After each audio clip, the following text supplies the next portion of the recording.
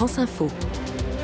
Bonjour Ursula Gauthier. Bonjour. Vous avez débarqué ce matin à Roissy-Charles de Gaulle d'un vol en provenance de Pékin, un aller simple en ce qui vous concerne. Exact. Ce retour en France, vous ne l'avez pas souhaité. Il vous a été imposé par les autorités chinoises, une expulsion en quelque sorte, puisqu'on n'a pas renouvelé votre visa.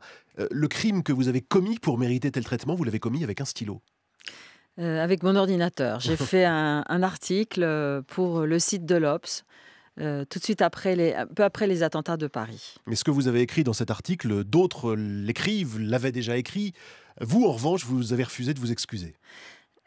Oui, cet article-là, beaucoup de médias dans le monde l'ont fait. Parce que tout de suite après les attentats de Paris, la Chine s'est saisie de cette occasion, entre guillemets, pour dire « Mais voyez, nous aussi, nous sommes soumis aux mêmes attentats et nous sommes victimes du terrorisme. Voyez ce qui se passe au Xinjiang. » Et ils ont donné un exemple, un cas particulier dans une mine qui s'était produite 2 mois avant, dont ils n'avaient jamais soufflé mot. Et nous, en revanche, nous avions écrit sur cet attentat, sur ce qui s'était passé 2 mois plus tôt. Et ce n'était pas du tout un attentat terroriste. Et donc, j'ai juste dit, voilà, ils s'en servent pour faire passer pour du terrorisme, ce qui n'est que le résultat de la longue, très très longue série de frictions qui se passe interethniques dans la province du Xinjiang. Qu'est-ce qui s'est passé alors après pour vous, dans les semaines qui ont suivi? Beaucoup de pression énorme, des menaces même?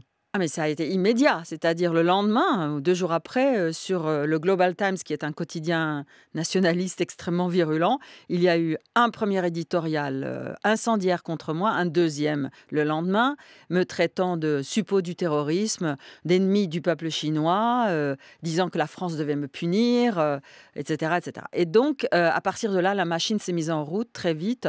Tous les journaux ont repris ça. Et puis, le porte-parole du gouvernement s'est mis à reprendre les mêmes termes exactement. Et à partir de ce moment-là, je suis devenue une sorte d'ennemi public numéro 1. Et les autorités chinoises, à l'arrivée de l'échéance du renouvellement de votre visa, attendaient de vous, pour vous permettre de rester en Chine, que vous fassiez des excuses publiques que vous avez évidemment refusé de faire? Oui, on m'a dit, vous avez blessé les sentiments du peuple chinois, vous avez écrit des choses atroces, offensantes. Vous avez dit que la perte de civils innocents, c'était quelque chose que l'on pouvait comprendre. Je leur ai dit, sortez-moi la phrase dans mon texte où j'ai dit que c'était quelque chose qu'on pouvait comprendre. Mais jamais, bien sûr, ils n'ont rien pu sortir puisqu'ils n'ont même pas lu cet article. Et à ce jour, ils ne l'ont toujours pas lu. Dans cette affaire qui vous touche, ce qui est assourdissant, c'est le silence du Quai d'Orsay, à tel point que les médias français se sont élevés pour dénoncer dans une tribune la diplomatie de paillasson de Paris. Vous n'avez eu vraiment aucun soutien des autorités françaises? Sur place, oui, l'ambassade a été extrêmement... elle m'a beaucoup soutenue. Mais il aurait fallu que ce soit le Quai d'Orsay qui parle. Il aurait fallu que ce soit Paris, parce que Pékin ne connaît que le langage de l'autorité. L'ambassadeur, ils l'ont reçu avec politesse, mais c'est Paris qui aurait dû insister, qui aurait dû taper du poing sur la table. Paris ne l'a pas fait.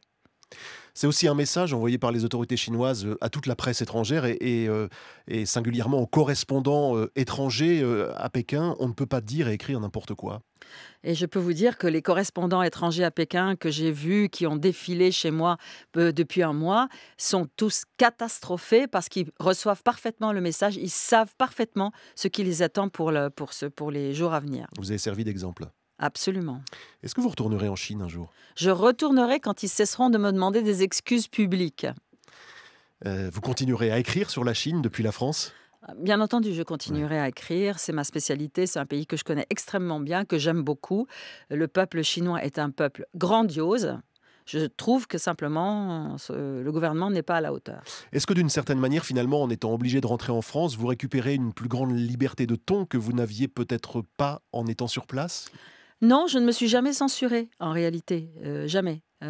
Donc, je continuerai à écrire de la même façon. La seule chose, c'est qu'on ne pourra pas faire une campagne de dénigrement contre moi en Chine, étant donné que je serai à Paris.